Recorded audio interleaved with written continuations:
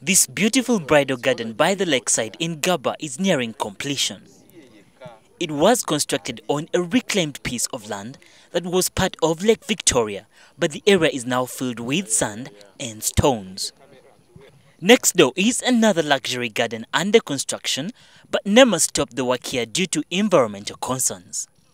The land belongs to a prominent Kampala fashion designer who has been stopped twice from developing the area, but work here continued with more structures coming up. For someone to develop areas like these, they must do an Environment Impact Access (EIS) study. But this requirement is often sidestepped by the rich and famous. You put in place a group to study, then each one of them will come up with the data, you analyze the data, and then you design the best way out without, the best way of doing the activity without destroying the environment. But even developers who conduct the EIA like ROSEBUD Limited, which grows and exports flowers, often fail to follow the NEMA guidelines for this study. As is evident here, ROSEBUD erected a long perimeter fence around the wetland, which is an offense. Fencing is not actually allowed in a wetland because it means that you are personalizing. A wetland is a natural resource, like a lake, like these minerals.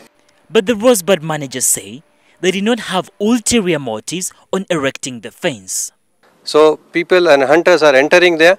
They are just looking something and they are just putting fire and they are going for the stealing purpose or any other purposes. So that is a major cause of putting fence there. Wealthy people are increasingly tempted to take over wetlands because their natural resources are usually unoccupied. The wealthy believe they can buy their way and set up any structure for their own purposes without any regard of sustainable development. Development, which is using the land wisely and still maintaining its natural state, is one of the conditions that is required for one to put up any activity in wetlands.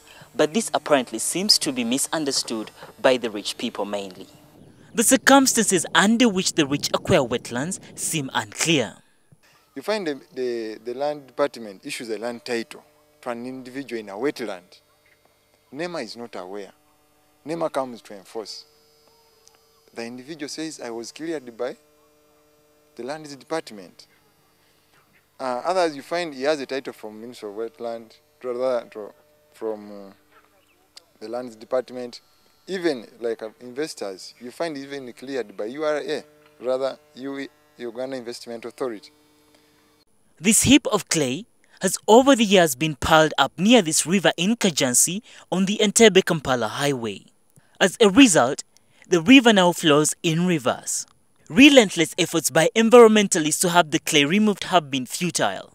Now, the river which was once swampy has lost its papyrus significantly. The clay is used as a raw material for the products made by Uganda Clays. Currently, Uganda's natural wetland cover is 13% of the land mass. But this could disappear altogether if continuous threats to wetlands are not checked. Craig Kadoda, NTV EcoTalk.